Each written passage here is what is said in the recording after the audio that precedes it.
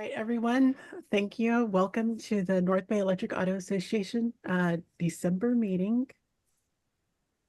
We're meeting once again in Thunderstruck Motors. It's been a little while since we've been there, so yay. Thank you to our hosts. Let's give a little applause to them. Yay! Well, if you sit there, you won't be on camera. Okay. Okay. All right. So as far as this meeting goes, we'll be starting off with introductions. We'll cover a bit of chapter business, and then we'll talk about events and any offers that we have. Then we'll get into the news, and then we will have our presentation. And then after that, we'll have time for open discussion. If we have time, if we don't run out of time. All right. So with that said, let's go ahead and get started with introductions. Mike, I think you're first because Mike just put a donut in his mouth. Yeah. That's why I said he first. Everybody. As far as introductions, who are you? Yep. How do you get around? And this is a question for those who've been with EVs for a while. What's your mileage? How many miles do you have on your vehicle if you have an odometer? I can start. I'm Cecilia Sullivan. I'm president of the North Bay Electric Auto Association. I get around with the 2018 Model 3. Yeah. And I am, as of last month, I'm over 100,000 miles. Wow. Yes. All right. And I'm going to move it on to Linda. But I thought EVs went poof at 100,000 miles. Are you saying they can go on the freeway? Does it work in the cold? Better. Linda Robinette, would you like to introduce yourself? Oh, I'm Linda Robinette. I only have about 10,000 miles. I have a Chevy Bolt 22, so it's a new car, a fairly new car. I just don't drive very much. As you can see, even though I live in Sebastopol, I just didn't really want to go searching around Fulton Road for this place.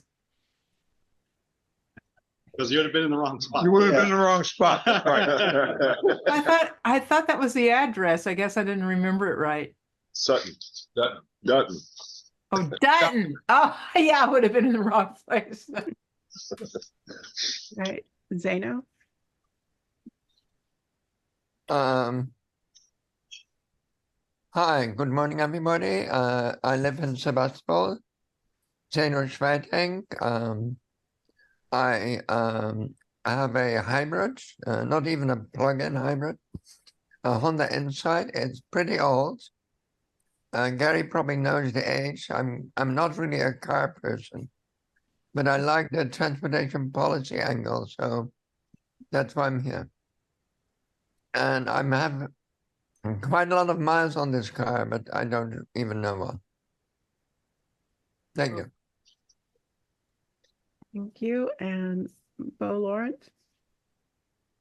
Hi, I was at one of these meetings before and I talked about my 2014 Nissan Leaf, which had started to be annoyingly small range. And since then I bought a 2019 Leaf from the dealer on Sunrise Avenue for 25K. It had 14K miles on it, even though it's 2019. And I'm pretty happy with that. That's a good deal. All right. And I think that we are now doing in person. Jerry, would you like to facilitate those? Mike, why don't you start? Hi, Mike Newell. And I like what Dom said. This is a back to 2019 day because I used a cord to plug in my car from the back of the Thunderstruck sub panel in the back of the building. And anyway, my 2011 Leaf has 85,000 miles on it and not quite 20 miles of range. Are you plugged in now, Mike? Yeah. Okay. I'll go next. Yeah. I'm Sonia. I'm the president emeritus of NBEAA, and you too can become a president emeritus if you want to. It's really fun. I drive a 2019 Tesla Model 3. I thought I'd drive it a lot. I've got 37,000 miles on it. So I still have a long ways to go. Okay, I'm Bernie Dolan and got a Model 3 and I just passed 60,000 Wow. and looking for my second set of tires. That makes sense. That was one set you got on that for 60? Oh, no. Two Oh, seconds. Two okay. sets. No. Yeah. I'm Jack Christensen. I have a 2011 Nissan Leaf. And I knew Mike would be using the one plug-in over here, so I went to basketball. I didn't drive it. I've got I could get probably 30 miles on one. 71,000 miles on it. I'm Dom Hulamard. I'm a VP. I guess I will be the president emeritus in a couple of years. And thank you, son. You can all be a future president emeritus because we are looking for a VP very soon. Yeah. And you Leaf drivers, I have a 2023 EV6, and with vehicle load, I could charge your car. Charge us. Yeah, during the meeting here. So the car has about 6,000 miles on it. It's not my primary car; it's my wife's car. So she just goes back and forth to Angley High School from our house on Bloomfield Road. So that's it. Let's see, where are we? Whoop. Let's go back there. Yeah. Hi, I'm Bill Davidge. I'm back at Thunderstruck. Yeah, here. 2016, we bought a Kia Soul EV. And it's probably got about 60,000 on it. So the range was getting down to 100, and we bought both EUV in April. So they're both great cars. Up here.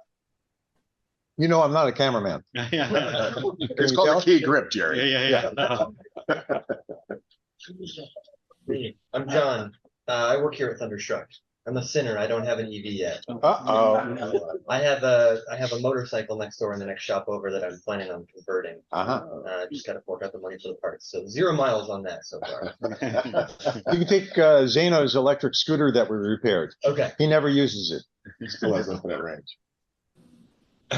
Hey, I'm Tor. Let's see.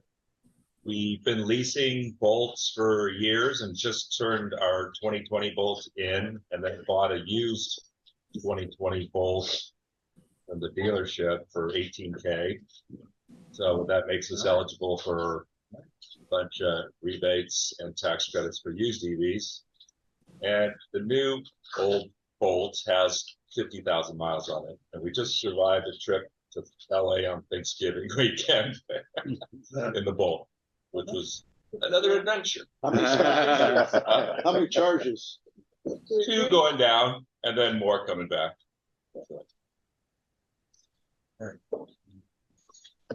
You're up. Me? Yeah, you. Okay, well, I'm just here for the coffee with Bill. This is for 3 years. Yeah. I'll be back from Fairfield, and I'm more sooner than you. I'm driving my wife's 2007 Saturn View hybrid. Back when I don't think anybody knew a hybrid. And we got 27.4 miles of gallon. So it's a good car though. It's really, but I do have the master control unit for my money. Hopefully you get fixed. John, you want to go up next? Sure. Yeah, I'm John Palmerly. Ellen and I converted a 2000.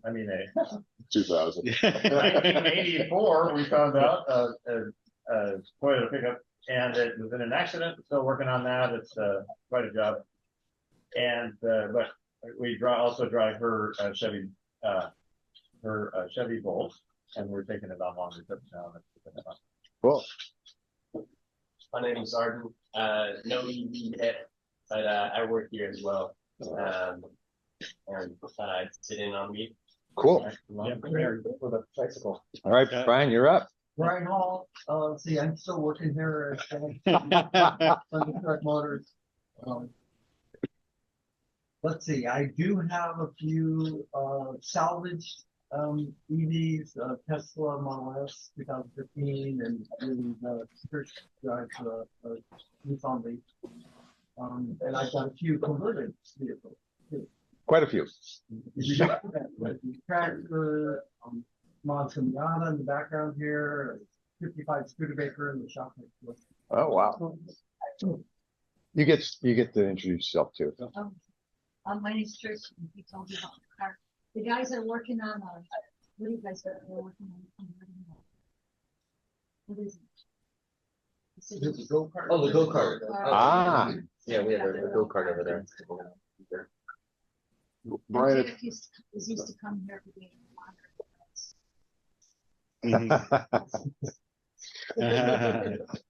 Brian, it's been several years since we've been here. What do you do here at Thunderstruck? What do I do? No, what does Thunderstruck do? What is Thunderstruck? Yeah, what business are you in? We inspire the do-it-yourself community. Okay. So we supply parts and hold their hand through their bill, Okay. as well as supplying parts to other EV conversion shops and other EV sales people. Okay. Thank you. Yeah, I don't want to do it that way. Somebody else hold it. Okay. Well, really hard. Wait, maybe Mike, he's in a good spot. Okay, fine. Here, I sit down. I'm Terry Glazer, and today I'm driving my EV6, which has about 6,000 miles on it. So we picked it up in May. And the other car is a Nissan Leaf that 2018, that has about 37,000 miles on it, and it still gets its full range of 160 miles. The EV6 in town does about 320 miles, maybe about 290 on the highway. And I've driven all the way down to San Luis Obispo and had to stop 5 miles before I got there. So I just told a friend who lives in San Francisco who wanted to get rid of his Tesla, and he wants to go to San Luis Obispo. And I said, oh, you only have to stop one time. And I realized he's 50 miles closer, so he doesn't have to stop at all. He can go. Right. And my previous car was the same one that Mike has, which was a 2011 Nissan Leaf. And that one had 77,000 miles on it.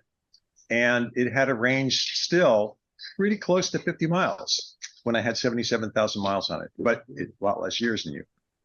And the EVs before that were NEV Plus and I think, and I can't remember what else. So What do you think? yeah, yeah. I think I'd get in the commuter lane, and I think because it was an EV, and there were a lot of pissed off people because I think couldn't do more than 55 miles an hour. Cecilia, you have one other person on here, Gary. Oh, thank you. Hi, Gary. Would you like to do an introduction? Oh, sure. I'm Gary. I have a 2018 Model 3 with about 56,000 miles on it, and I've made a number of trips to LA and back, and it's been great. I can usually do like 1 or 2 charges. So yeah, that's me. Great, thank you.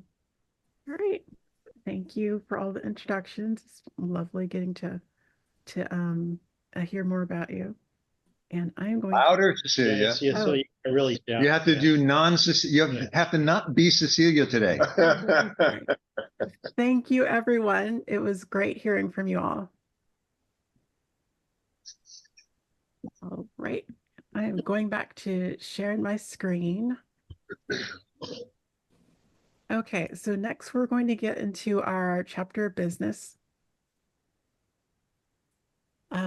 So the NBEAA is a chapter of the Electric Vehicle Association, and the EVA's mission is the Electric Vehicle Association educates and advocates for the rapid adoption of electric vehicles. We have a website, nbeaa.org, which anyone can access, and you can stay informed via email and Facebook by signing up to our Google group for notifications, or our Facebook group. As You may know we are recording this meeting, and all these meetings that get recorded, they go up to our YouTube channel, and you can find that on our website as well. We have a few email lists. The club group, that's the one that's for notifications about meetings. We'll do a few email notifications a month, a week, and 1 day prior to remind you about meetings, and then a wrap-up email afterwards. We also have a discussion group, which allows you to talk to other people in the club via the Google email group. And we have a few more emails that we use for the team, and they're here. And so now, talking about next year, last month, we discussed what we might want to see in our strategic plan for next year. After that meeting, the officers got together to discuss, what we want to put together into this plan, and this is what we have here. So the mission that we worked on together, we came up with the NBEAA educates and advocates for the adoption of electric vehicles in all branches of transportation and the associated infrastructure. Oh, and by the way, this is to refresh you what the plan is, and then we're going to have a vote afterwards to whether or not to adopt this plan. And that will be for EVA members. Okay, continuing on. For events that we do want to take part in include Earth Day, National Drive Electric Week, having a picnic,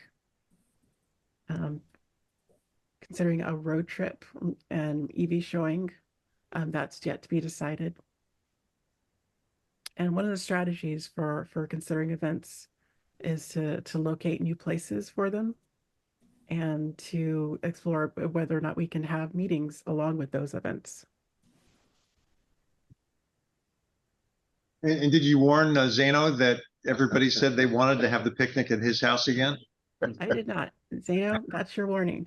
Yeah, I don't think we're asking. Great spot. Okay. Yeah. As for the venue, we will continue to be in person and online. So this is hybrid when it's possible. As our home base, we're going to use Thunderstruck if you'll continue to have us. Periodically, we'll meet at nearby vendors, and then twice a year in the spring and fall, we'll meet at Sonoma Clean Power's Advanced Energy Center. And then that picnic, having that in August, that seemed like a good month to have it. Okay, education, advocacy, outreach. We started this discussion talking about education, but it really encompasses a lot of different things. And ways that we feel that we can continue with this work is through our website, producing more content there, videos, one of which being our meetings. Also, in order to meet new EV owners, is attempting to get referrals from dealerships to let folks know that we are available as a resource. And also continuing to support bills. That is something that we've been doing. We'll continue to do that. And we also have a seat on the SCTA committee, and we'll continue doing that.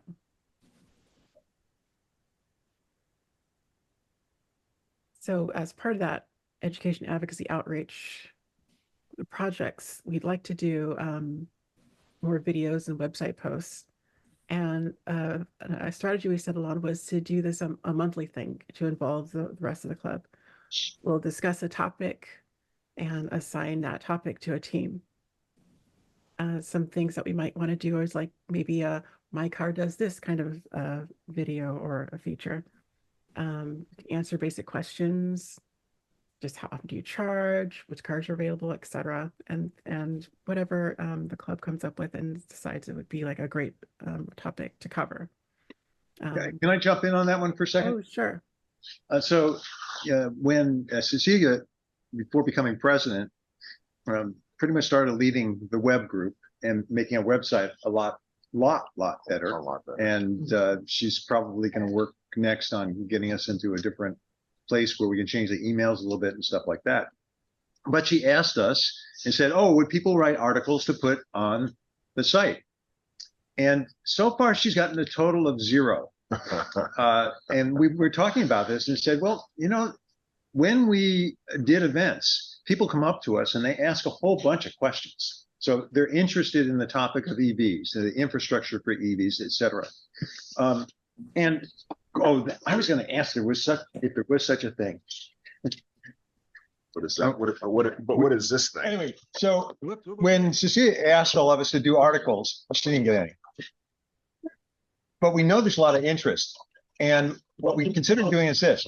At each meeting, as a club, we might talk about what topic do you think we should make a 2-minute video on? And then a number of us would volunteer for the next month or the next 2 months to put that video together.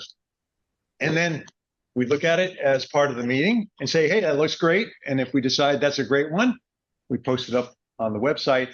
And over time, we build up a series of instructional videos or informational videos. Cecilia pointed out also that our meetings are on YouTube. Now, that was her idea too. I was recording them and not putting them on YouTube. And she said, put them on YouTube. We now have close to 4 years worth of NBEAA meetings with the news articles and discussions and everything else, and a lot of the fun stuff as well. But now that we're semi-virtual, as opposed to totally virtual, we wanted to see what we could do with the rest of that. So that's the thing we're going to ask you about today. Is that a great idea or good idea for us to go forward with? And if so, maybe we'll talk about what the first topic should be. All right, Cecilia, sorry. Yeah. Also, I've heard some interest in doing other things beyond what we placed here. If there's like an activity that you'd like to take part in and make it a topic or discuss it and share about it, whether that's advocacy, that would be something that would fit here too. Oh, and as far as reaching out to the car dealerships, we're thinking about making a sticker or business cards that we could leave with dealerships that they could share with folks who might come in and purchase a car so they can connect with us. Okay, and as far as some structure and procedures, so a continuing goal is to continue to grow our membership, to grow EVA membership.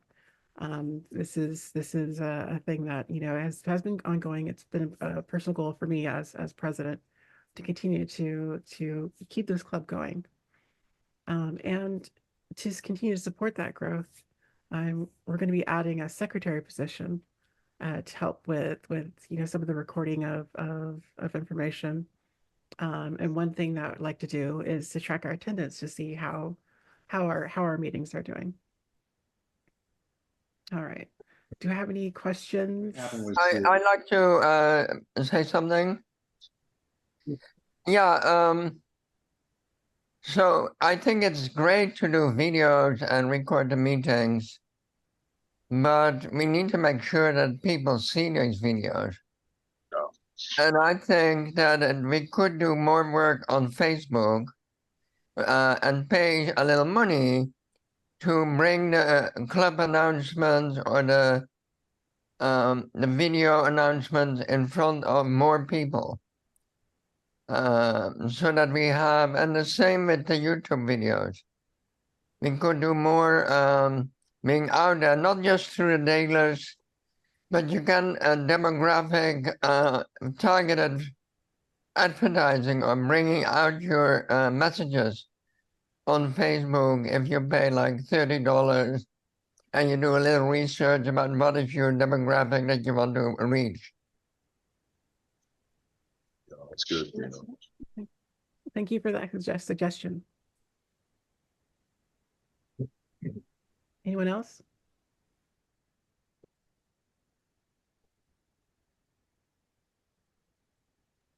Yeah, then I think I posted on the email list a plea to do more with a national organization. Mm-hmm. and I gave a list of examples of things we could do. I'm not sure, I don't have that list here ready, but maybe later at the end of this presentation, I can come back to that. Yeah, the free discussion at the end. Yeah. Yeah. Okay, well, we're at the end of this segment where we're getting to the vote about whether to adopt this. Cecilia, you gotta be louder. Oh, we're at the end of this presentation. We're at the point where we will vote on adopting this strategic plan. She needs a motion. I will, I'm going to do the first motion, right? Yeah. Okay, so I move to adopt this plan as we stated, and I'll put my first vote in. Okay. Can I make a friendly amendment? A friendly amendment to add to this more outreach and spending a little money on getting people connected with the club through social media. I like I've noted that suggestion, and I think that's a good idea. I'm not going to add it to the plan at this point, but we'll you keep it under consideration for next year and in our planning for engagement. I think that if we were to do advertising, we would need to manage and maintain it, and we'd need a person to manage and maintain the advertising and figure out the AdWords and other text related to it. And, you know, we need a volunteer for that type of thing. So, you know, anything that's in here, it's tied to human resources related to wanting to do it. Well, I'll point one other thing out about that was 4 years ago, 5 years ago, 6 years ago, whenever we created all the different groups. So we would take the load off Alan, hoping that he would stay and be president until he died. And that didn't happen. And one of those groups we created was called NBEAA Press. It was Ray's idea. So Ray and I belonged to press and we didn't do anything. So yeah, this is a great idea to go forward, but nobody volunteered to do the work. So spending the money isn't the only thing there. It's the amount of time as well. So I'd say put it off as well until we see what we do with the plan we have so far. Get rolling. Yeah. So we have a motion and a second. I mean, I'll just add that the article or video making where you have the banked bits of information is a good idea. But as somebody that's going to put some time into that, you want to know that it's going to be seen. So that's to Zeno's point. Whether Facebook's the right way or there's other ways to shed light on what's been created there. It's kind of a chicken and egg thing. It's like, are we putting something of value there? And then who wants to see it? So, but just, you know, I agree, Tori. I mean, if we get a nice collection of those, I think that part of our responsibility is to figure out how to get people to see them. Right. And so we'll make that part of the authoring activity. How do we get it so people see them? Short of that, we came up with the idea of taking kind of just a count of people who appear on site and also online so that we could understand what people's preferences are in retrospect around venues. We could do the same, just try to be like kind of cognizant of the fact that we can check the views on our videos. The big premise here was that not everyone will watch a 2-hour video, but more people might watch a 7-minute video or a 15-minute video. Or 2-minute we're video. Curious to see how many people will watch, but you know, if we're not getting enough views, we're going to have to expand our outreach somehow. One other thing I'll just point out, when COVID hit us and we went virtual, probably about halfway through that, I was doing the presentations. And I realized that when we came back here, it was bizarre. One of the things that happened by us getting virtual was we had presenters from Oregon, Washington, London. We had members join us from Southern California, Indiana, the UK. And so we want to make sure that if we got to that point, we have 30 some odd people who subscribe to the club. Now, there's only about 35 of us who actually pay to belong to the to EVA. But that 130 get the message from us each time, and we can include in our report out after each meeting, hey, here was the new video that was posted, and that's another way to get it out. So, any more discussion before the vote? All those in favor say aye. Aye. Aye. All those opposed say nay. Abstentions? Oh, we had an abstention back I there. think the dog abstained. Okay, all ayes, one abstention. All right. All right.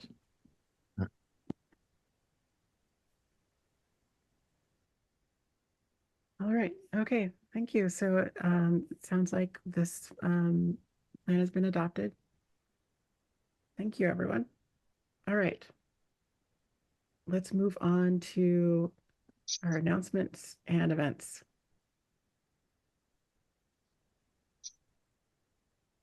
All right. I put this together. There is a EVA national meeting every month, a leadership meeting every month. And so I attended that for the first time. I don't know if anybody has attended in the past, but I just put together the summary slide, and then there was a lot of data calls for videos as well coming from national, and I'll talk about that. EVA is putting together an EVA calendar, and so they want to know really when any local is doing something that they can track at the national level, so that if people are in the area from another area, they can look on the national calendar and find out if we're having an event in Santa Rosa, where that event is, those sorts of things. We could put our monthly meetings on there. We certainly put NDU and Earth Week on there for sure. But if there's other meetings and events that we want the public to know in our outreach, we could put those there. There was a briefing from a gentleman named Andrew Garberson from Recurrent, and Recurrent provides, they do basically big data modeling to help you. They do three things. One is they will help you have better calibration on your gasometer in some of the cars, right? Because they look at a lot of different cars of that make and model and year. And they will help you better fine tune your range. I guess some cars don't estimate range as well as other cars do. I think the newer cars tend to estimate range better than the older cars did. But they're putting together that sort of data. So from an owner's perspective, they want to give you a better estimate of range expectations. And I do mean driving range. For buyers and sellers, once you load your data into the database, they want to be able to estimate battery life or battery health better. So when you're a buyer, you are evaluating that range performance and the life of that battery over a broader data pool, not just that particular VIN, but they want to be able to estimate the life of that car with the expectation.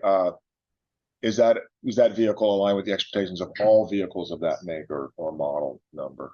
And then from a seller's perspective, I think it allows you to put a bit of a seal of good housekeeping on the health of that battery as well when you're selling it. So it's a national organization. I forgot where they're located. You can look up Recurrent or Andrew Garberson if that's something of interest for you, and go from there. I provided, I don't know if we need to get into them or not, but both Department of Energy, Route Zero, and the EPA are all calling for videos. I'll walk you through those just real quickly. They're all looking for more or less the same things. Department of Energy is looking for, they are trying to influence policy because a lot of the ICE manufacturers are marching towards Capitol Hill to get some retrenchment on the standards. That's still ongoing. The big makers are going, we're going to cross 1 million EVs this year. The big makers are saying that's still not enough. maybe Biden is going too fast. And so they want us to submit videos talking about the benefits, so that the Biden administration has a little bit more backbone from users and buyers and owners. So they want to submit videos to support that call. Route Zero, there's a video data call in there. And then the EPA is looking for anything related to green energy, the benefits of green energy at all. How you, in Jerry's case, Jerry talked last month, a little bit about how he's been migrating his whole house from gas to electric. His electricity has gone up, his prices have gone down, net, and his greenhouse gas prices have gone down, those sorts of things. There were a number of Plug-in America awards that were announced, and then I didn't include a slide on it, but there are EVA, this is the national award nominations, which are open now for Best Chapter, Best Advocate, Teacher, Student, Road Tripper, City, Business, and Lifetime Achievement Awards. So I put the scan bar there. They've been using these those little whatever they're called. QR codes. Thank you. They've been using those a lot in their deck. Are you saying a QR code is how you do it? Yeah, how you do anything. Yeah, there's QR codes and almost every one of their slides. That brings to the page, and the web page tells you what to do, blah, blah, blah. And then lastly, there is, not lastly, is one other thing I want to mention. There's an annual meeting, 27 January for you Aptera fans. And so if you're interested in going to Aptera, to be in Carlsbad, San Diego. And I think they were going to have a Cybertruck there as well. And at the Aptera plant, yeah. So you're going to drive the Aptera up into the bed of the Cybertruck with the extended ramp. That's right. That's right. Your auxiliary car, right? So anyway, that's happening at the end of January. So if anybody wants to go there, it might be an interesting road trip. I don't know so they have recommendations for hotels online at the National. So if anybody wanted to go. So if we go to the next slide, any questions about this? So this happens every month. And if I'm available, because it's always during the week. And so whether you're available during the week or not is kind of hit or miss. And then they seem like they move it around 2 or 3 times, like the day before. Kind of annoying. But you had a quick question. That's just an observation. Like when we went to buy our used Bolt over here on Corby, Platinum, the lot is full of big Silverados, right? Trucks, big ass trucks. The sales guy said, that's the best selling vehicle in our fleet, plus the F-150 on the Ford line. And as they electrify, they go, let's electrify the Silverado, the 150, which are big ass trucks, but are just commuter vehicles for half of the people buying them. Yeah. Is there any role for the EVA at the national or whatever level to advocate for some mid-sized trucks that are a little more, like the Maverick or something else, that's instead of just everybody wants big ass trucks. I think it might be brain surgery. I don't know. It's just like an oxymoron. Like I know, because they don't need them for work trucks. Half of them. Yeah. It's a weird status thing. It's it's $5.50 a gallon for gas. I don't understand those people. Well, you can understand for this reason. My cousin keeps complaining because it's gone over $2 a gallon in New Jersey. Yeah. Over $2. Over $2, yeah. The price of gas is different in other places of the country. There was an article this week about if the American car companies don't follow the Chinese car companies around budget EVs, they will lose that market share. And so, we understand that Tesla's working on a $25,000 EV and one other car company as well. Fisker. Maybe a third one then, but that might be kind of an inroad. Would be just around affordability and functionality. Yeah, and losing market share in that area, but you have to make them popular. What if you could drive your budget EV to your work site and plug all your tools into it, just like it was a big truck?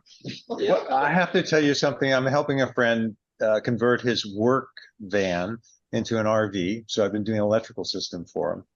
And I realized I needed to cut some stuff. We had these long extension cords from the shop back to the van. And I put the extension cords away and I go, oh, I forgot, I wanted to use the multi-tool to cut here so I can get these wires through. And it was a plug-in. So I backed up the EV6 to the van, got a short extension cord and made the cut. And I forgot I could just use the EV6 instead of going into his shop.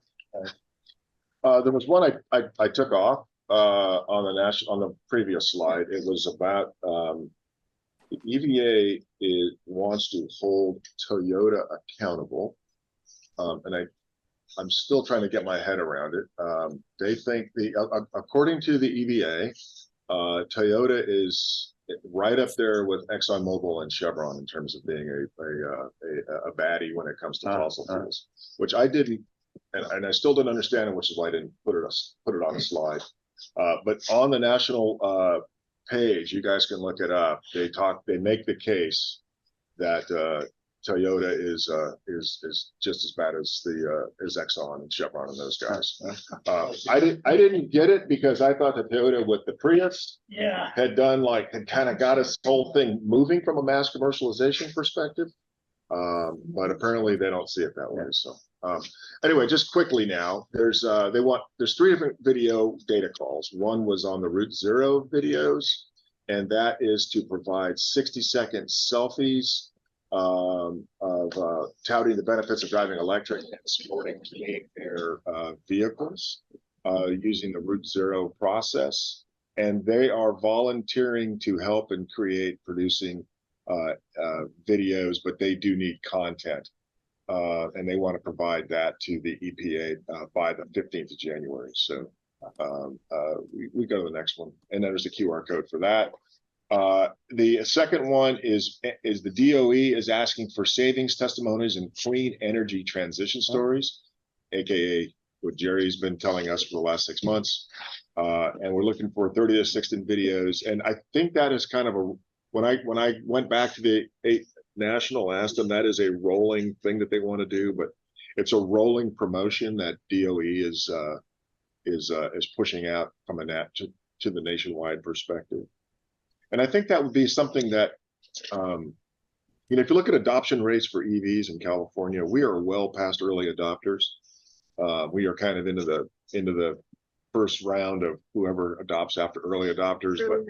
Early majority. I think we're into that at this point, and the rest of the nation is still, I think, making its way through early adopters. And I think this is really to help to get to early majorities around the rest of the country to get those numbers. I'll call it something else and co-opt a term, choice, because I have people asking me, which EV should I get? I mean, should I get a hybrid? Should I get this? And at this point, the EV has become part of the choice of what vehicle you're going to get, as opposed to, I'm going to make the jump. Do I want to go for gas? Do I want to go for hybrid? Do I want to go for EV? They all work now, and that's the convincing part that I think would be a great video. That's a good point. And then there's one other one, and this one was the EPA is asking to create 1 to 2 minute video showcasing personal experience with EVs as part of the EPA's prize competition, apparently up to $3,000. So these are individuals. So we as an organization locally can't submit a joint win. It has to be by an individual basis. But the good news is the government's looking for political support to sustain what they're doing and push back against retrenchment to the old days. That's what I had. It certainly tells you that the video form factors wake up. Yeah. They want 60-second videos for everything. 60 seconds. Yeah, 30 to 60 seconds. I would just say that 60 seconds is massive. It's so common. Don't go more than a minute or you lose people and stuff like that. So if we do targeted video, that's, I think, what we should aim at. Yeah, 1 or 2 minutes should be it. See that digital addiction. You could win $3,000. $3,000 if you do your job. I think that's all I had, Jerry. All right. Let's keep going. Oh, you're not. I'm not driving. Oh, okay. I guess I did this one too. So Electrify Expo has been going on for some time, and they've added 3 more stops in Orlando, Phoenix, and Denver. And the point that I wanted to make was that there's an industry day in Long Beach, which will bring together more of the brightest minds in the industry. And that locally, the expo will be in San Francisco, August 24 through 25. So it's a little ways out, but I just want to, for people that plan longer than 60 seconds. Yeah, that was easier than Caleb and I going down to San Diego for it. So okay, there you go. So that's coming up in August. All right, that's all I had. It's finally all I had. All Really. right. All right, let's get to the news. So there's been talk about an updated Leaf. Right now, I think there are plans for it to go to Europe in 2024, and it's expected to come to North America. We don't know exactly what this new Leaf will look like, but I've heard that it may look closer to the design of the Aria, and its batteries will be coming from a Nissan cell plant.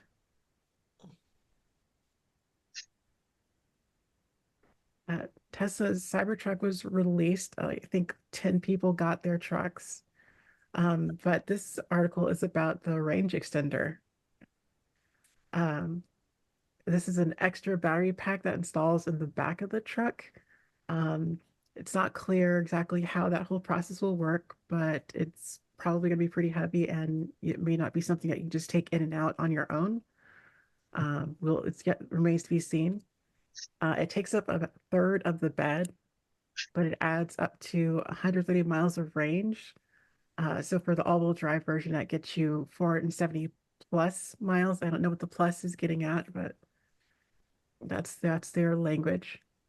And range extenders, generally we think of range extenders as being something that you would like a gas engine that you'd add to a vehicle to extend the electric range, but it's an electric range extender. Also note, Rivian filed for a patent for doing this or doing something like this in 2019. And I believe someone else has also talked about possibly doing this, but it hasn't happened. Well, and there was an option back in the 90s, maybe Brian and John remember, of one of the first guys making EVs down in Southern California, and he had a range extender. It was the trailer with the batteries.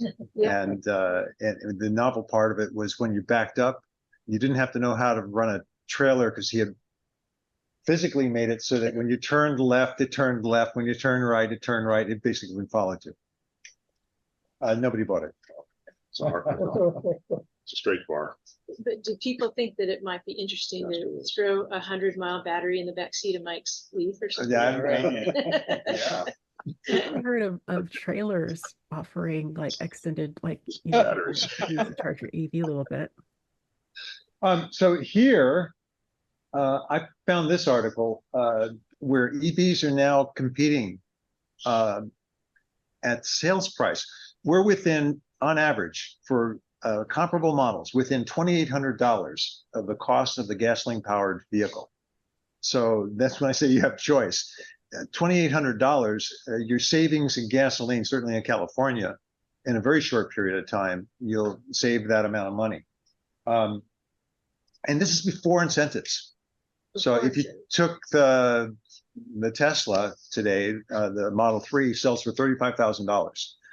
$7,500 off of that, you're into the high 28 mark. And the forecast is that the prices will drop even further as the volumes continue to go up on EVs and on batteries. The one number there that surprised me was EV prices have dropped over $14,000 in the last calendar year. Now, Dom and I both went out shopping for our EV6s, and both of us, I think, waited because the EV6 was selling for MSRP plus 10. Yeah. So part of the 14K is, okay, wait, we're not asking for the 10 anymore. Yeah, that's right. Exactly. I think you're right about that. Yeah. The University of Michigan was talking about fuel costs, that EVs cost around $500 a year to fuel, whereas a gasoline powered vehicle is costing well over $1,000 a year to fuel. And that's across the country. California, we're talking about probably closer to $2,000. Maintenance. This one surprised me when we had the meeting at Sonoma Clean Power. People kept asking me, so what's the maintenance on the EV? And I'll probably ask all of you, what's the maintenance on EV? I've been driving EV since 1998. Windshield washer fluid. Well, Windshield, I didn't include that. It was just tires. tire rotation is probably the #1 maintenance issue. And the problem with tire rotation is there's nothing else to link it to.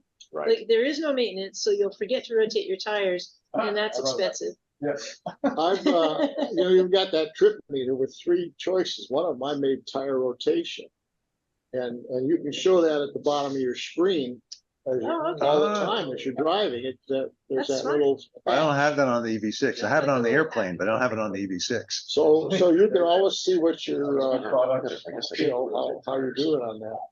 The service panel will also and of count course the miles for you. if you buy your most people who sell tires, the rotations are free on those tires. But the strange part has been this for me with EVs is that I go in and I realize I just wore out 2 tires out of 4. The other 2 are just kind of coasting along, and I hate to admit it, I'm not as bad as Brian is, because he was out here one day with one of his vehicles, stepped on the accelerator, and I saw smoke coming out from under the tires. And my wife complains all the time that how many G's are you trying to make me pull whenever I'm in the car? And I don't think I'm doing it all the time, but I wear out 2 tires every time. And if you go to a tire place, they go, oh, we have to replace 4. And I'm going, I don't want 4 replaced. Take the ones in the back, put them in the front, and for the one car, vice versa. How many miles are you getting on your, I didn't think it was a matter of rotation. I mean, that's the way to spread the wear, but how many miles do you get, or are people here getting on an EV on average before you have to replace the tire? About 25 for me. I just replaced mine at 34. I got 30 the first time, and this time they told me I could probably go through the winter. I've got 30 more on this set of tires, and they're warranty for 45. Warranty. So never met the warranty. You should have a claim on that though on your warranty. Well, you should get some credit. You should get some credit. Yeah, that's Gary. 50%. You know, 33%. every time I drive by the Tesla service center, the car lot's full of cars. So they're getting serviced for more than tire rotation. Yeah, I wonder what it is. It would be, I mean, my daughter's experience, like, oh, the screen's leaking, or got to replace that, or the sensor on the doors that pop out. That's broken. Needs to be fixed. So things happen. Yeah. I don't have a full picture, but they're servicing vehicles. Well, I'll take my Leaf experience. The EV6 went into the shop one time because they said, well, we need to do these things. They had a recall on, I think, software and one wire. In the Leaf was towed 3 times in the first month after I got it. And in fact, having worked in the industry, they kept replacing things. And I go, it's not that. It's not that. I kept telling them, it's the 12-volt system. It's the 12-volt system. And in the end, they replaced the harness for the 12-volt system after taking so many things out and replacing different parts. That's the part, is the debugging, I think, isn't as good coming out of the factories as the debugging. I've been in the factories where they make trucks in Detroit and watch how they put them up on a lift and they drive them for like 5 miles without the odometer going on a spinner. Well, I'll just add that when we went to go buy this new used Leaf, or used Bolt, Corby, Platinum, it was 18K. So I'm like, what's wrong with it? Because other like models were 21, 22. And they had some warranty that they checked all these points. Everything works. We're like, okay, it's a short warranty, 6 months or something. But so we got home and 3 things were wrong. One was the OnStar thing that communicates wasn't working. The Bluetooth, which allowed me to connect with the speakers, wasn't working. Actually, that was just, I couldn't figure it out. But the OnStar, they haven't figured out yet still. And there was some noise going tick, tick, tick, tick, tick, you know, when you start up. And this guy, oh, that was the brake fluids or something like that. And a software upgrade fixed it. So there's little things. Yeah. And at first they're going, oh, that Car Bravo warranty? Yeah, I don't know. That's new to us. I go, it's yours. You know, you're not standing by it. They wanted to charge me $200 or something to check something.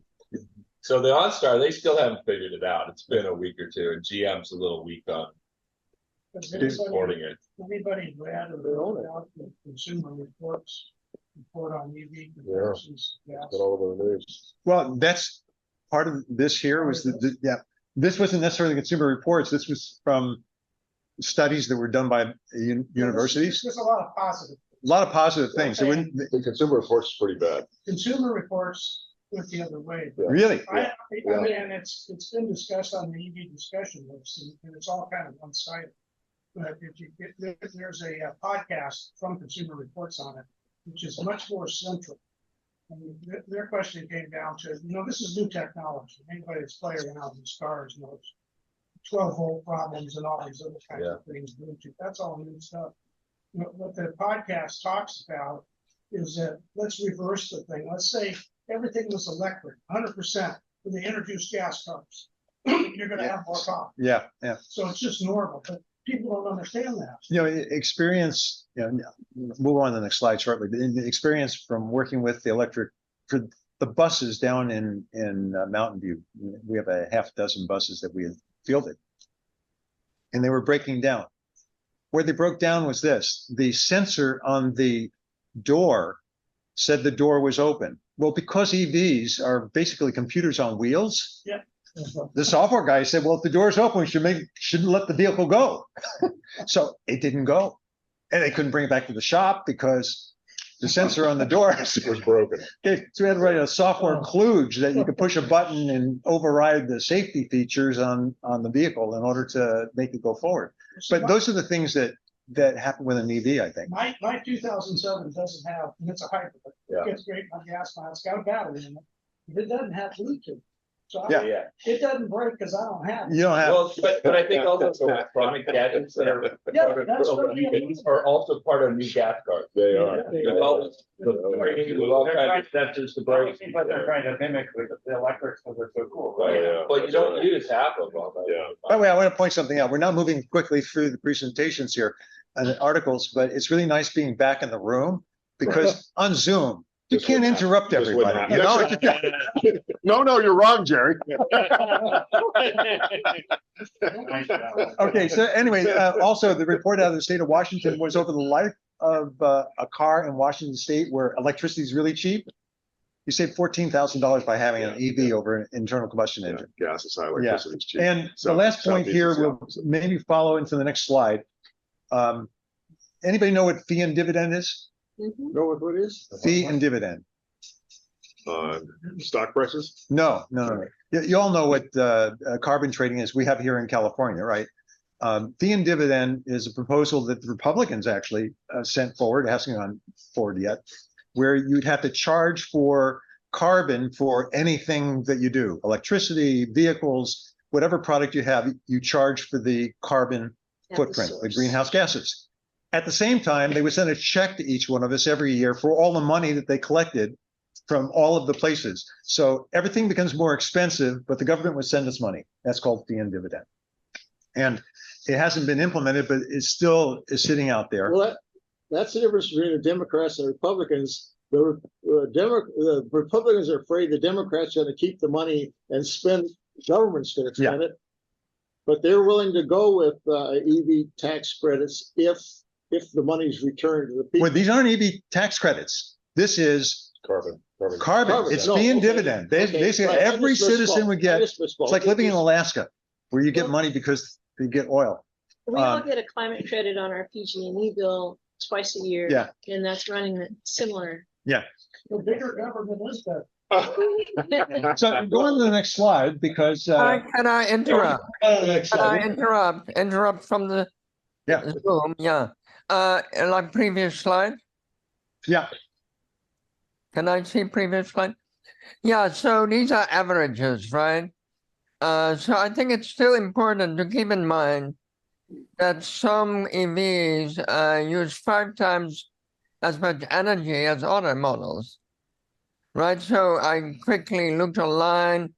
The Chevy Bolt this year, it uses 28 kilowatt hours per 100 miles. The Tesla Model S, 165. So there's still a widespread of that number that you show in the slide of the average fuel cost for electric. That's an average, and it doesn't really give the full picture in that regard. I mean, you do the same thing with gasoline. You're using the average on the gasoline, and you're using the average on the electric. Right. But it's still important to keep in mind that if you add a battery pack in the back of your truck, you're affecting the weight of the car and the energy use of the car. I will guarantee you that my EV6 gets more miles per kilowatt hour than a Tesla does. Throwing down the gauntlet. Yeah, run down the gauntlet. Let's move forward. Let's move forward because I have another slide after this, which would have followed well. But again, you got this one? Yeah, I got this one. So there was an article that came out where Edmunds and a company called P3, I think, partnered to do independent EV charging tests. And how fast does each EV charge? And I think this was new cars, right? So this doesn't go back too far, but it was really it was a real world test, and they integrated they integrated charging efficiency, and then how many kilowatt hours it takes to charge the vehicle a certain number of miles. And it was the first time they'd done a complete, market-wide independent evaluation. And in many cases, it differed from what the automakers said. The Ioniq 6 rear-wheel drive tops the list was charging at 868 miles per hour, and the Bolt EUV charging at 172 miles an hour. That's still, that was their words, leisurely. 172 miles an hour is remarkably fast compared to my 10 miles an hour in my Bolt. So, this is all taken with a grain of salt, or not with a grain of salt, but, kind of calibrated. But what was really interesting is that the three Hyundais, the Hyundai Motor Group, that's the Kias, the Hyundais, and the Genesis, the Porsche and the Mercedes. These are all of the new vehicles using the 800 volt to 1,000 volt architecture. So, they're going to charge faster. Yeah. So I think that's where, I always think of EVs 2035. I think by 2035, most of the market will be in the 800 to 1,000 volt architecture. It's going to have to be competitive, right? If you think about it in 2025, we're still going to deal with today's architectures, but by 2035, everybody will be up in this category. The Tesla started the period, and there's a big group of Teslas there. They're still in the 400 volt architecture, if I'm not mistaken, and moving to the 800 volt architecture as it, as we go forward. But it's interesting. Zano sent in an article that corresponded to this, and I was about to send a flame back to him until I looked at the article more closely, talking about going to 48 volt architecture. Well, it turns out the 48 volt architecture is not for the drive system. It's for the accessories. It's the 12 volt side. Yeah. For the 12 volt side. So replace 12 in aircraft. For a lot of aircraft, mine's not so old, but are 24 volt systems, and now it's going to have 48 volt for accessories. So now you have to have all the accessories change, obviously, but at that point they become a lot more efficient. Yeah. Isn't that what the cycle trucks do? Yeah. Yeah. 48 volt, and that was the big drama, or some of the news of this week. The other thing that was in there was the charging losses, and so there's been a lot of debate about what's causing these charging losses, but Tesla's, when I looked at all the data, I pulled all the data out of the table and did it in Excel. The Teslas are across the board charging at less than 1% losses. Polestar was the worst at 17.7%. That means for every kilowatt you put in, you can realize 83% as drivable, right? So that's what that means. That means that something Hey. in that, yeah, Zeno, is that a question? Okay. So that means that, you know, that's something I keep thinking of the, what do you call it? The major market? Oh, the early majority. Early majority group. That's something that, you know, as a group, we need to keep pushing hard to make sure. Barbie. Is there a question? Oh, I think you're. Am I muting on myself? All right. Okay. All right, tell my dog to be quiet. Oh, okay. And then, you know, Edmonds says that a lot of this is heat generation, bad electronics, honestly, the efficiency of the charging equipment, and the BMS in each individual vehicle. So, it would be just we discussed a little bit of pointing out that different cars and different temperatures and, you know, different times of day, whatever you're going to use, you're going to have your batteries be conditioned. So I would claim that Tesla would, you know, be much, you know, less efficient if there's reconditioning, if they're preconditioning while they're charging. Yeah, right, you know, right. Like they didn't measure the preconditioning. Yeah. They didn't measure the preconditioning, and so they have an unfair advantage. Yeah. Oh, maybe they take it out of that math. And I extremely doubt that there's ever a 1% charging loss in any EV. Yeah. I question that data first one. Yeah. 99% for the entire system. That's Yeah, so that's, weird. is that from what you put into it? And what Yeah. actually Yeah, goes that into you it? can drive, yeah. Yeah. I mean, anybody that has to charge their home can compare what its charger's taking and what the car gets. Yeah, 10%, right? Are you? Yeah. Yeah. Were you? Is this exclusively fast chargers? That's my question. Yes, Yeah, level it was 3. Yeah. Level 3 is not level 4. I mean, I've noticed with the influx of non-Teslas competing at the non-Tesla fast chargers, a common thing is somebody sitting there trying to charge up to 100%. Right. Because they haven't gotten the tutorial like, you know how low it is now? Yeah, right. At 80, you know, 10 to 80%, it's going at a pretty decent clip. And then it drops down pretty If you dramatically. got one of those older Leafs that only gets 50 miles on a full charge. Yeah. I don't know. Yeah, so this house with that, but yeah, so Tor, this article addressed, or this Edmonds test, and I'm sure they're going to continue doing it now. They've got the protocols established. They were only doing it from 10 to 80. That's what this They tried to specifically. standardize a bunch of good things, and so if they Yeah. missed a couple things, it'd be great for them to get that feedback because they are an independent entity. Yeah, that's right. And you know, it'd be nice to see them continue this. And so, to Zena's point, the larger, heavier trucks and stuff like that are going to be less efficient. But also, there's this dimension of like, are some of these EVs built in a really inefficient way in terms of charging them? Right. I mean, one other issue that comes up with my daughter's used 2013 Model S is there's these parasite losses just sitting there. Yeah. She parks it for a week at our house, comes back, the available charge is gone. Yeah. Like what? And they can never answer that question. Where the hell they go? Let's try. They haven't fixed it yet. So is that a common issue, or is it just like their subset of that vehicle? Yeah. Well, it's or with other EVs. And I haven't seen it on our Bolts, small. but you know, like if you park a car for 2 weeks, does it still have the same estimated range? You know, or is it just sitting there draining?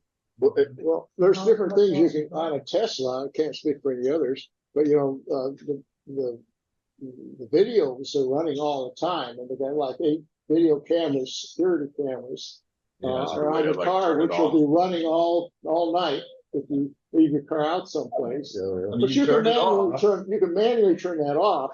But if you don't, you'll lose 5% of these. Yeah. All right. So that's a thing. All right, Cecilia, onward. This is mine.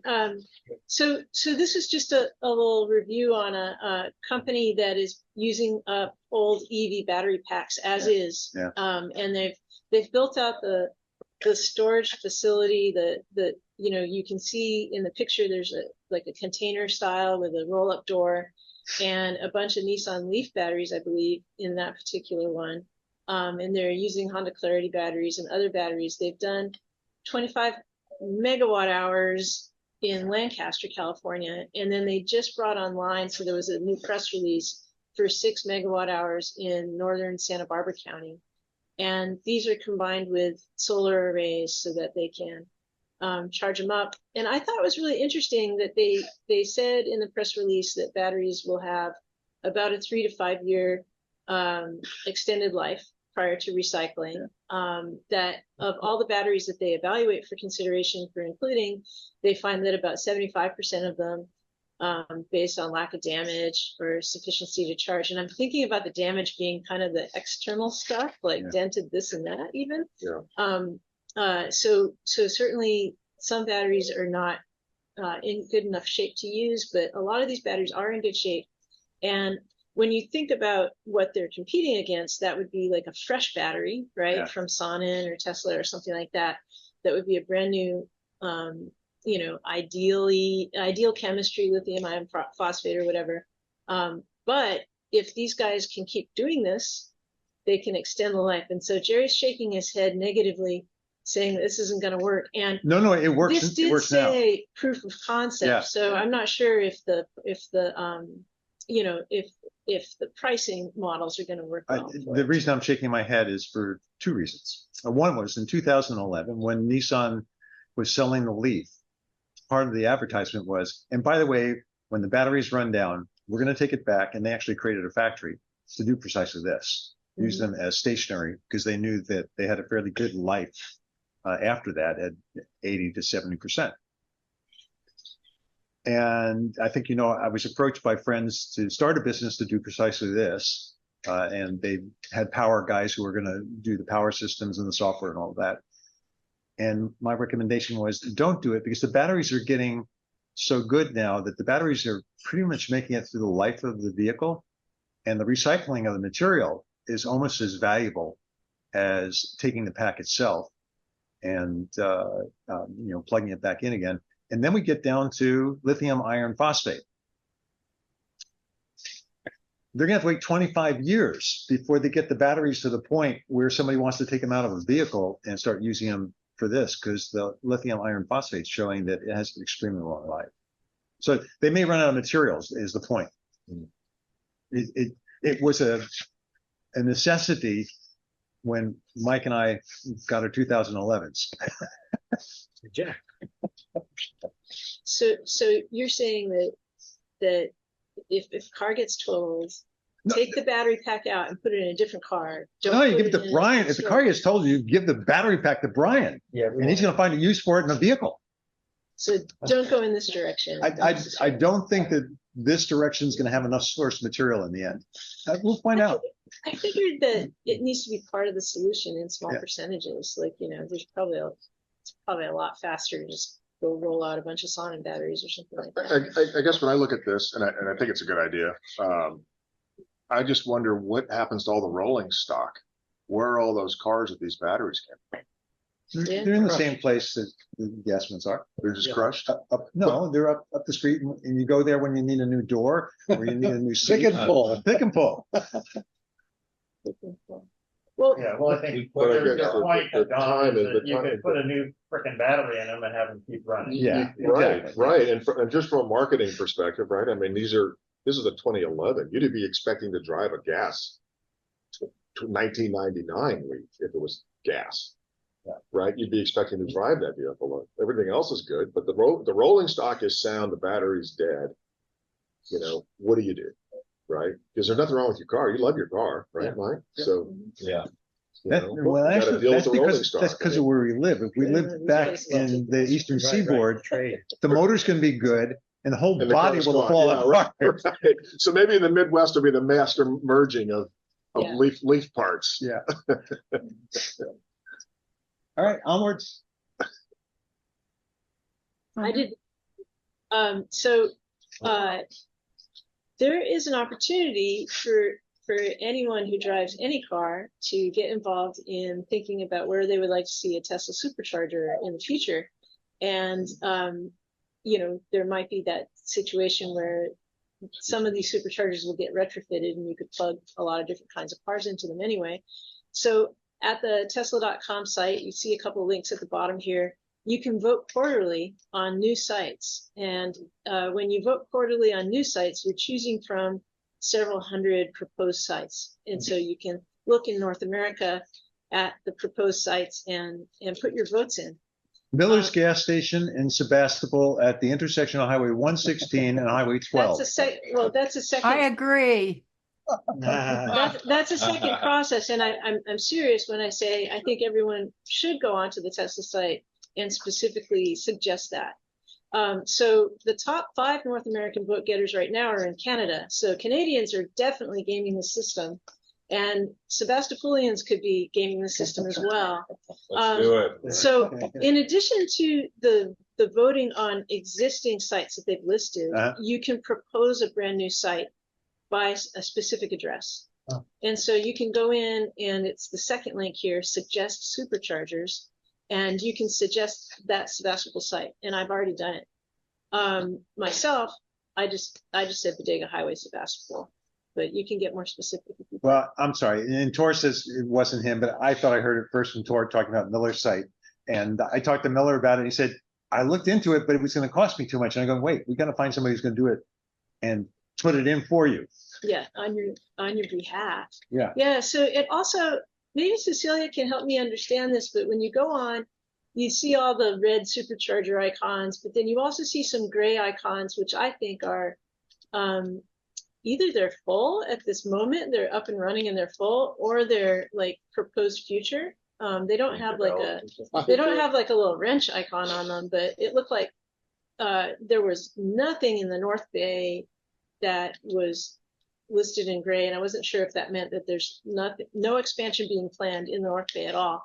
And doesn't that seem strange to us all, that we're all like seeing so many more EVs, but we don't have proposed expansion up here? Well, obviously Tesla likes to put them near the freeway. Yeah. And big malls on right off the freeways. But yeah, I'm just shocked that we're not pushing harder on the coast. I mean, we got this gorgeous coast that every human being on earth comes to our California coast, and there's next to nothing out there to charge against. Right.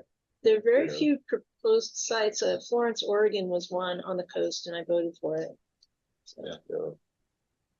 Yeah. Cecilia, do you know much about the icons themselves? It's been a while since I voted, but I thought that there were existing sites and future sites. Future sites. So I think you can kind of see that there's some future sites, and they're very, very much following the population. So more in Southern California, more in the peninsula than up here. All right. So go vote. Yeah. Continue on. Oh, I did this one. And I was referring to it earlier, the social cost of carbon. So this is something Zeno and I studied 4 years ago, maybe longer, 5 years ago. During Obama's administration, part of the evaluation of any project was cost benefit. How much is it going to cost us to do this? What's the benefit to society for us doing this? They added a cost, which was called the social cost of carbon. So the amount of carbon polluted or dropped into the atmosphere, and what was the impact? What would it cost us? I just lost the term, but basically, you do something, we drive a car and we spew fumes into the air. Well, we paid for the gasoline, but we didn't pay for the cost for the medical. We didn't pay for the cost of taking the fumes out of the air. We didn't pay for the buildings that deteriorated because of acidification or anything else. So there's 3 different economic institutions in the United States that do a calculation of this. And during Obama's time, they took the average of all of those. And this is actually used for the carbon trading in California as well. And it came up with, I think it was $42 per ton was the cost of the carbon that you put in the air. Now, a lot of this has to do with the future costs and everything else. So when Trump became president, he said, yeah, that's a really great idea, but it's $7. Recently, the EPA, in fact, when Biden came in, he went back to Obama's numbers and then put in inflation. So we're at $51 a ton. The EPA just finished a new analysis, and they came up with $190 a ton. And that's the number that the US government's going to start using now for cost benefit analysis. Until we have another election. Well, right. So, and the curious thing about $190 a ton, if you looked at it, there's other studies that talk about when do people actually change their behavior. And it's someplace between $150 and $200 a ton. If you're paying for it. Huh? That's if you're paying for it. If you're If paying, it's an externality, then it's not being. well, but that's actually the point here is on the government spends a lot of money. And it says, here's the externalities. And we're taking the externality cost because ultimately as the government, we're going to pay for it.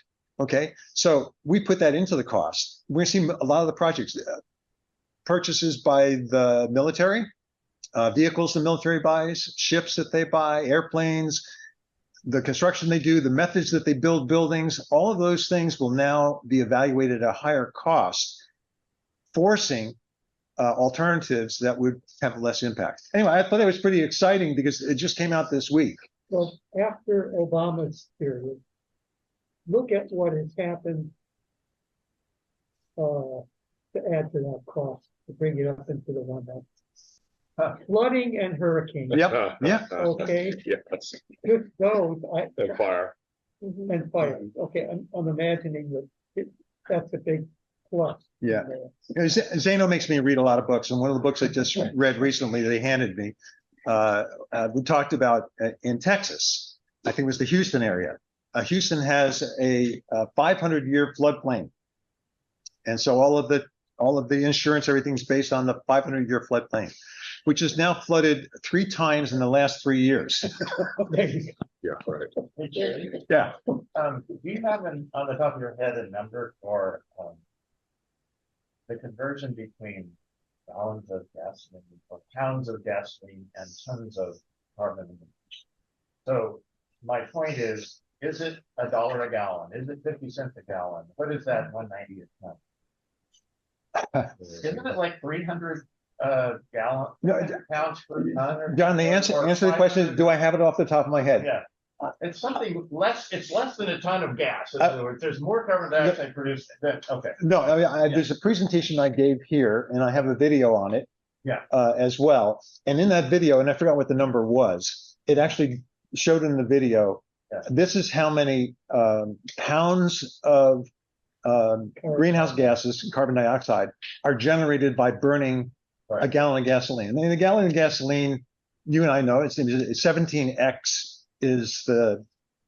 We put 17 times as many pounds into a gallon of gasoline as we burn it, because that's the mixture with the air.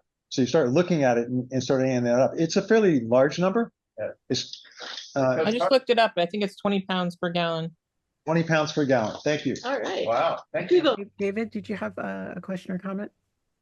Yeah, it's 20 pounds per gallon, and a gallon weighs about 7 pounds, right? So that's an X of about 3. The gallons weigh 6 pounds. Okay, so 3.5. Yes, David, where you been? I know that voice. The point is, there's a dollar figure for a gallon of gas. Yep. It's going to be relatable. That's, yeah. And if we end up with fee and dividend, I mean, that would be, you start looking at what a gasoline price is going to be at that point. Yeah. And it pushes more and more people towards electric vehicles. Do we know what the carbon intensity of building a pack? Building a what? A battery pack is? Yeah, we do. In fact, there's numbers on that as well. I don't have it off the top of my head. And the discussion I saw in one article talked about return on investment. There's 2 ways to do return on investment. One is in dollars. The other one is in carbon. And this one was in carbon. It was basically this, for an EV in general and the battery pack, we're talking about between 1.5 and 2 years for the additional carbon footprint to get paid back. So if you keep your vehicle for 2 years, you're ahead. So it's not 100%, day one. Zeno, do you have a comment or question? Yeah, and just a little background on the difference between Obama and Trump. My recollection is that Trump followed the America First strategy. So the number for Trump is the cost of the externality. within the United States. And the Obama number is worldwide. Externality cost of impact worldwide. So that explains like the difference between $42 and $7. There are actually two factors. That was one of the factors. The second factor is actually an accounting factor, which was the discount rate for the money that you spend. And Trump used the discount rate, the financial wizard, used the discount rate, which made it so that money spent today or money spent in the future was very cheap. Okay, as opposed to Obama said, here's what inflation is and what discount rates actually are. Trump used an entirely different number. Right.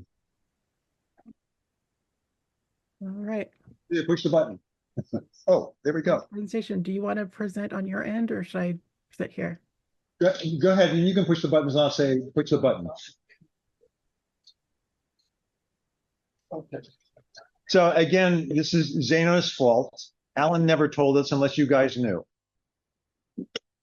We have a seat on the Sonoma County Transportation Authority Citizens Advisory Committee, the North Bay Electric Auto Association.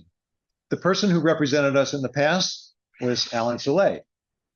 And Zeno noticed that we had a seat, and I mentioned it to Sonia while she was president, and I said, do you want to go and fill that seat? She said, no, you go. So I've been filling our seat. I thought I would report back to you.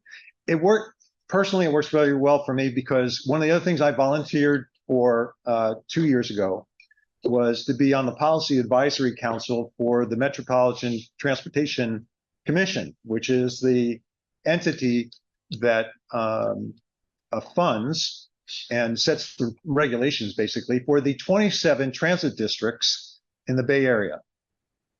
4 of the transit districts are in our county. So I'm going to give you a short report on this. This is from the draft of the annual report. And I give you, mostly I'm going to show you what the heck is this all about and why might we care. By the way, when I couldn't make it, Dominic went and sat for me. Go ahead, let's hit the button. So first of all, I said, we have a seat. It shows up here that I'm currently our representative. I've asked them an email to not send the email to me, but instead send it to officers at NBEAA Google group. And this way, if I leave, somebody knows we still have a seat. Now, you also notice, for those of us who live in Sebastopol in the western part of the county, District 5 has no representative, which I think is bizarre. Nobody's volunteered, nobody's sat for this. The primary function is for something called Measure M. Does anybody know what Measure M is? Yeah. I didn't, and here I am on the committee, and I've did a lot of reading to start with. So Measure M was passed in 2004 in the county, which assesses a 1/4 cent tax for every dollar that we spend sales tax. That money is used then for transportation. In 2004, in order to get that passed for all of us, it was very specific as to where the money was going to be spent. How much went to one place versus another in each one of the collections. In the first year, maybe I'm getting ahead of myself. Let's go on to the next slide anyway. The committee meets once a month, last Monday at 4 o'clock. It is on Zoom, so you can participate or you just show up. The categories from Measure M, I did have it right here. 20% goes to local street rehabilitation. 10% is for bus programs. 40% went to Highway 101. It shows the difference between, and halfway through spending a Measure M, we recognize we have to stop supporting cars as much as we do other forms of transportation. And yet here we have something passed by the electorate and they can't change the percentage. So the money gets spent. In fact, there's more money being spent in order to put foliage along the highway. We now have the commuter lanes. That may get changed by MTC in the future. I'll talk about that another time. 20% is for local street projects, that is adding streets and modifying them. 4% for bicycle and pedestrian. and 5% for passenger rail. And that's part of what got SMART started. Our revenue this year was someplace in excess of $32 million. The first year, I think the number was something like $17 million. So the average over this period of time has been around $21 million over a 20-year project. We're approaching $500 million is the amount of money that's being collected through the program. Oh, part of what drives me nuts is the money is apportioned and actually written in the bill based on population, number of roads, and a number of things like that. So if you needed to do something in a particular area, they don't have the latitude to say, let's go spend some money over here, because we voted a certain way and said it has to be spent this way. That's somewhat frustrating. I live in Sebastopol. We have a lot of traffic in Sebastopol because everybody's coming down Highway 12, Highway 116 to go to other places. And Sebastopol has a population of 7,200 people. So it gets 7,200 people worth of money, even though it probably has a lot more people going through the city. Next slide. Well, Jerry, just or because or you could have one of there about the end date, because you have a. Yeah, I will. I'm going to. Yeah. I'll cover that. Anyway, I put over here on how much money was collected, and one of the things I wanted to point out, and I pointed this out in a meeting, because while they were putting the draft together for the report, I said one of the things that you're not making clear to everybody is, why was the $0.25 important? Was the $500 million an important amount of money? Well, you can only do so much with a half. You'd be amazed how much things cost. And I'll show you a couple of the projects. The Heron project, I forgot how many tens of millions of dollars will be for the Heron Bridge renovation. Why is the 0.25% important? Because you can get grants, because you have to have matching funds. And the second thing that it's used for, and I may have it on later slides, so I'm over talking, but the other thing is like this. If you took the bus, and I did a calculation, I asked each one of the directors this question. I get into this stuff because I like numbers. I calculated that 2 years ago that Sonoma County Transit on a bus, for every time you ride the bus, it costs $34 for the trip you take. $34 for you to go 2 miles down or 5 miles down. You can go from Sebastopol into Santa Rosa. That costs the county $34 for you. Not for everybody else on the bus. It's $34 a person. How much did you pay? It's $1.50. I forgot what it is. I don't look because I use my card. Well, it turns out that you can't get money from the state or from the feds unless the fares rate raise a certain percentage. But they let us take the 0.25% that we collect and make that part of the fares too. And so then we qualify for the leverage money. So the amount of money that we leverage, and this is one of the things that I had pointed out, here we were at 68, and yet we got 690. 68 million was used for some programs. Because we had the 68 million, we got 690 million total. So another $600 million to finance various things. So that's pretty interesting stuff. And this is from that's right. This was for the Marin Narrows project, the part that we have in our county. The other parts Marin's picking up. Okay, next slide. So we review, and this is really interesting stuff for me too, on a regular basis. And the bus transit districts, there's 3 of them. Here we have our county with 500,000 people. And we have 3 bus transit districts. Santa Clara County probably has 2 or 3 million people, and they have 1 bus transit district. We have 3: Petaluma, Santa Rosa, and then we have the county transit district. There's been a time when I've been going through Santa Rosa, and I find 3 buses from 3 different districts: Golden Gate, the city, and the county. And they're all within 150 feet of each other going down the same road. And going, why aren't they working together? That doesn't make any sense to me. So I asked that question in one meeting, saying, can't we merge these transit districts? And they said, we did a study in 2019. and then there was COVID. So what are we doing with that?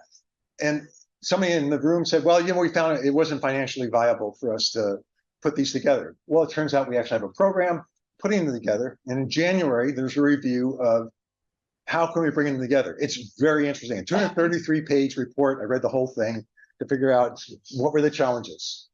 The largest one, unions. That's the hardest one. Seniority and things like that. But Jerry, we don't really care if they're tied together. All we care is that the routes are coordinated. We don't actually care about the organizational side. We just care that the routes. So you do care. When I dropped off here, I get picked up by that guy. You do care. And the reason you care is $34 a trip. Oh, I got you. That okay. Goes to 28. So you've got 3 purchasing organizations. You've got 3 sets of administration. You have 3 different service yards. You have 3 different sets of mechanics. Bus drivers, we can't get enough bus drivers. And we don't coordinate. Has anybody taken SMART besides me? And now that I'm on MTC, I take SMART, right? Yeah, great. Yeah, I take SMART. It's great.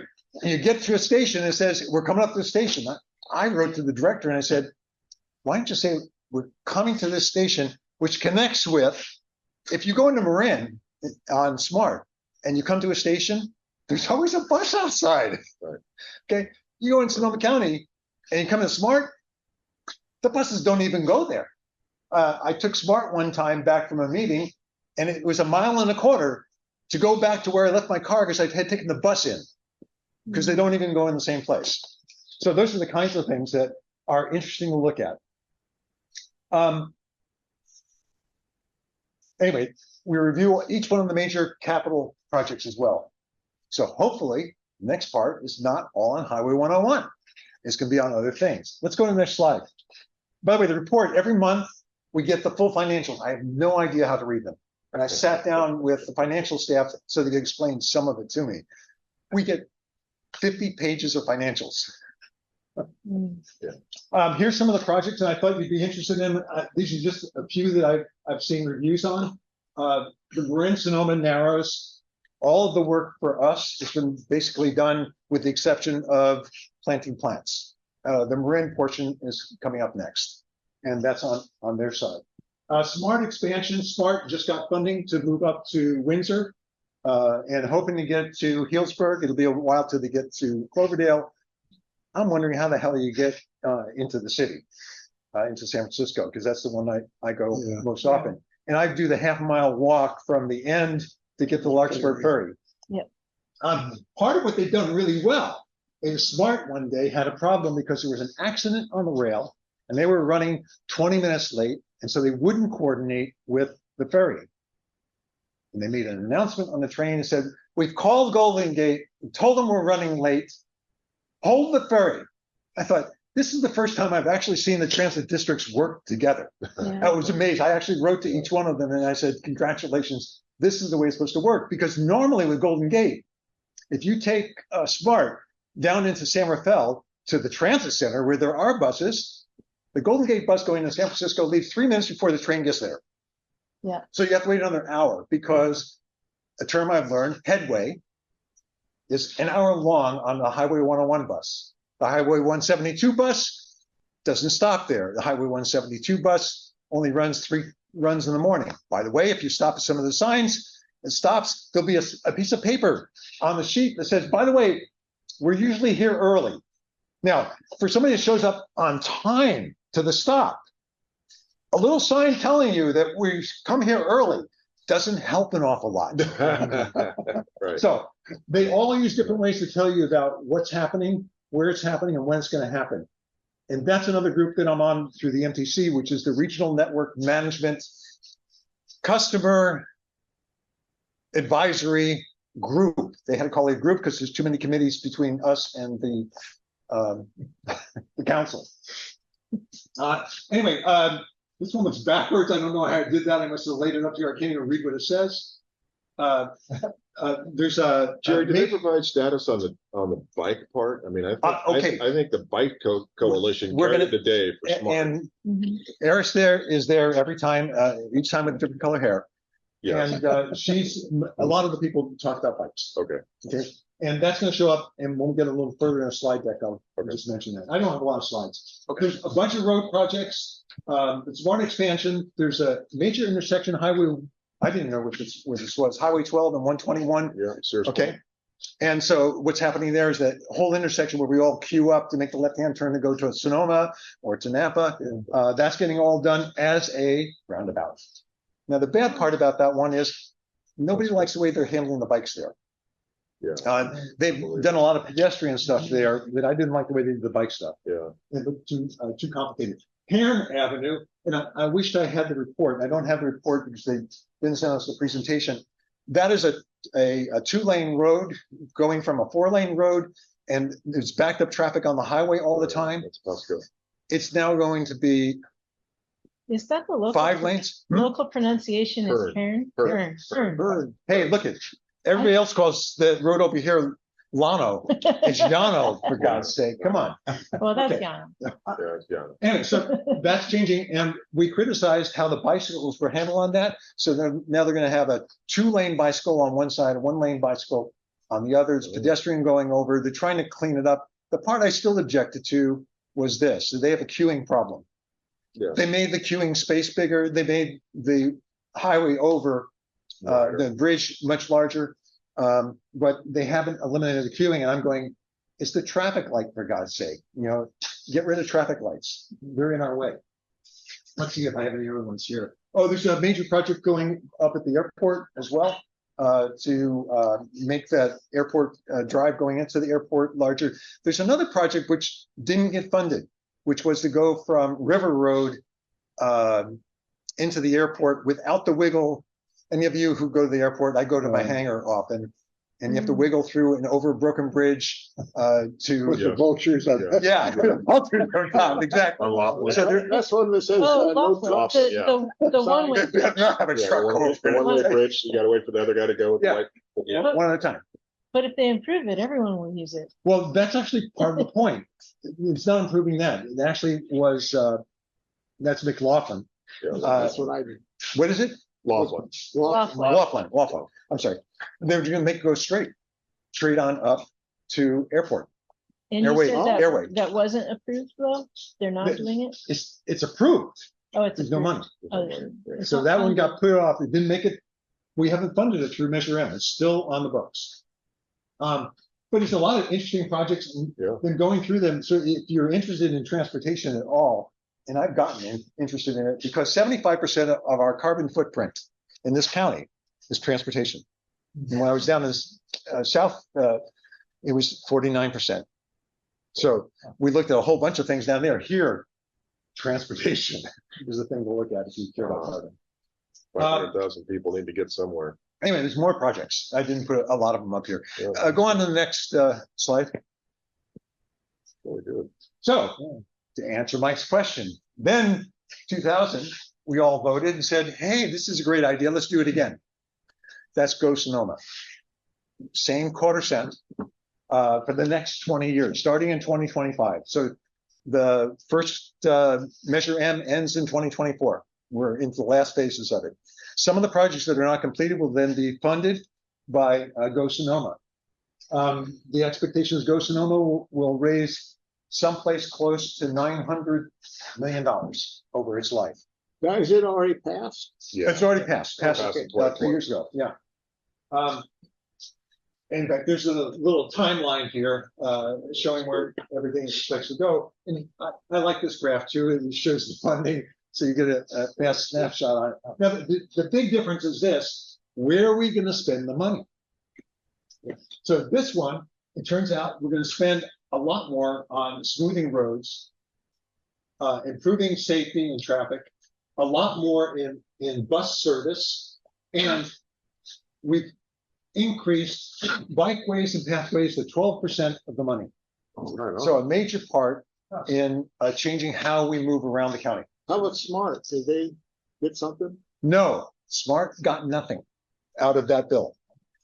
Now, SMART, BART is currently running at 60% of pre-COVID capacity on ridership. Sonoma County Transit is running at about 80%. When they reported in January, Smart was running at 105%. Now I'm riding on Smart now. If they were at 105% then, I don't know what they're at now, but they've got to be at 200% by this point. It's getting more and more popular. Number of programs, which I thought were really good in our county. One of them is to make it so that if you're under a certain age, you ride free on any transit. And I thought, well, you're not under that age. 80 is not the number. Although there is a program for us that are older too. And that I'll talk about that one too if you want. That's right. But I thought that was really good, not just because you know, it makes sense. Now the kids will start to learn to use transit. I mean, those of us who grew up in metropolitan areas, that's how you got around. I had one friend in Chicago. Until he came to go to graduate school at Berkeley, he'd never driven a car. He never saw a reason because he lived in Chicago. I can get any place. We lived in Spain, but we didn't have a car. We didn't need a car.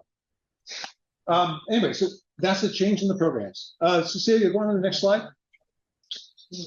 Open discussion. So back to why didn't Smart get any money?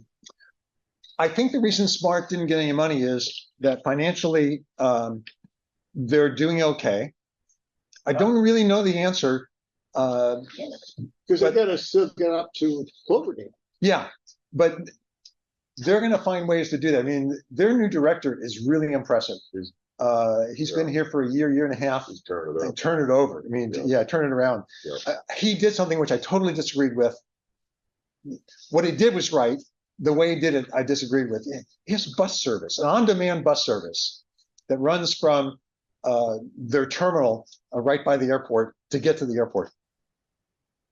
The only thing I disagreed with was, wait a second, you're not in the bus business. Why didn't the bus guys do that for you? You got 3 bus transit districts in the county, and plus Mendocino Transit comes in there too. And none of them could offer you the service of a bus on demand to go back and forth. You pointed out they don't know how to talk to each other. So, yeah. So that's actually part of your own.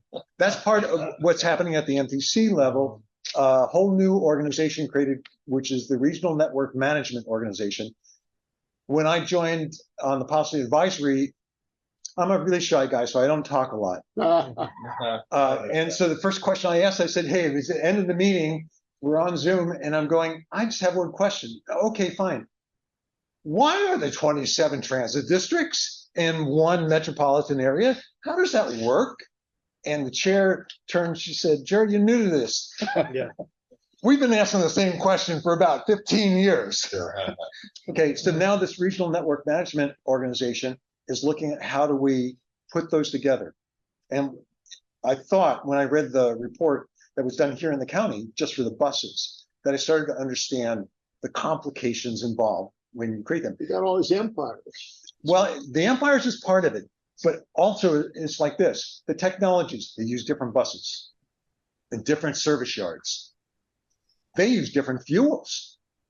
They have different unions. They have contracts. They have contracts for video. They have contracts for signage. They have contracts for sending notifications out. They all have a life. The contracts end at a certain period. How do you get them aligned? They end at different years. So all of that is, yeah, all of it's very complicated. Now take it to 27 transit districts. Okay. And here we are with a density of something like 300 people per acre. Or maybe it's, no, it's less than that. I'm sorry. I forgot what the number is, but whatever it is, we're at 1/10 the density of Alameda County. Oh, yeah. Okay, the problem set that we have is entirely different, and that's part of how the transit districts got set up. We used to have, when I objected to the 12 bus districts, anybody know how many bus transit districts we had in the county at one time? More than the school districts. We have 40 of those. No, Hampton. Transit, public transit, bus transit, we had 12. Now, I have no idea where the 12 were, but there were 12 of them. Healdsburg still. Question or comment online? Sonoma County Transit actually satisfies the need, and they do the work. Seems good. Oh, David, go ahead. I'm sorry. Go ahead. Yeah, Jerry, in defense of Smart, I mean, what they did was contracted a special company that does on-demand transit, and contracting either Sonoma County Transit or Golden Gate or somebody would have just put somebody else in the middle. No, it wasn't so much Golden Gate. I would have thought it would be Sonoma County Transit and Brian, who actually has spoken to us before, right? Brian came here to talk to us 2018 or so. By the way, we're electrifying our bus fleets also. All three bus districts have bought buses from Proterra. Now, hopefully Proterra comes out of the Chapter 11. So we already have Proterra buses in each one of those groups, and they have like 20 more on order. Because we're so small, we don't have to electrify, but larger counties with certain populations and certain bus districts are required by state regulation to electrify by 2030. We're not, and we'll have, the report I had said that by the end of next year, if Proterra delivers them, 25% of the buses in our county between the three bus districts will be electric. It's a major challenge for them to figure out how to get the electricity. The county transit district, Sonoma County Transit, is the only one that has expansion space at its service yard. And Brian spent a tremendous amount of money over the years in capital getting natural gas so they can fuel up their vehicles. So we're now also talking about stranded assets. So it's really an interesting area. If I can't make it to a meeting, I'll continue to look for somebody else who wants to say, hey, I'm going to go and meet up. It's very interesting seeing the group. Some of the representatives there there's one representative for seniors. By the way, I'm the representative for seniors for MTC because I'm so old. Some are bicycle, some are by district. One is by the construction group, one's by a trucking group. So you're going to see different populations represented in these groups. Sure. Great presentation. I'm trying to think of a takeaway is that we don't have representation in District 5, and the money that becomes available year to year, like I see it sort of like, oh, quick strike budget money from the county, and they go do some sidewalk fixing or whatever they're doing in Sebastopol now. But have you thought about the way this group can be thinking about how to direct some of those funds? Well, the way we get bus and public transit stuff, but we're, you saw the list of, go back to that first slide, a list of members on, and this is only an advisory group. Your city council members most often are the ones that are actually on the board. So I forgot, probably Diana is for Sebastopol now on the board. I can't remember who's on the board. But we'll see that in a number of places. We can influence them there, or we can do it in this meeting. Changes were made. So I noticed this both with the MTC. When you think you volunteer for this stuff and nothing happens, and then you make an ask of yourself and you say something, you send stuff in, and you hope something changes. That Heron project changed dramatically as a result of they came back and said, oh, your review, we went back to the board and said, and started drafting things out and said, we've got to change how the bicycles work. Now, there's another part of this extension of Heron to get from the Montgomery area of Santa Rosa through. They want to go through. That's Hohen. Hohen. That's Hohen. No, I know. Yeah, but they want to go down. I'm just going blank. I'll think of the street in a second, but they want to go through the Taylor Mountain Park. Okay, and run a road through there and go through the golf course, the golf course. That makes sense. The Frisbee golf course. All right. I'd like to officially close out the meeting. You all can continue your discussion. But our next meeting was going to be January 13th, and we're going to be meeting at Platinum Chevrolet, and I believe we'll be able to have Zoom when we're there. I'll have that part confirmed.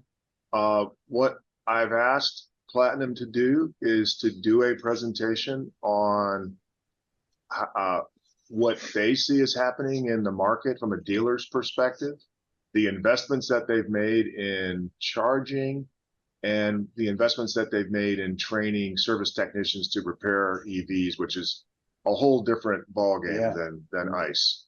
You think the vehicle part would be the same, and it's just no, it's all different. So they have to, that's what I've asked for. And what they do, I don't know. Right? Don't have any control over that. I made my ask, but the meeting will be at Platinum. And we'll see what they come up with.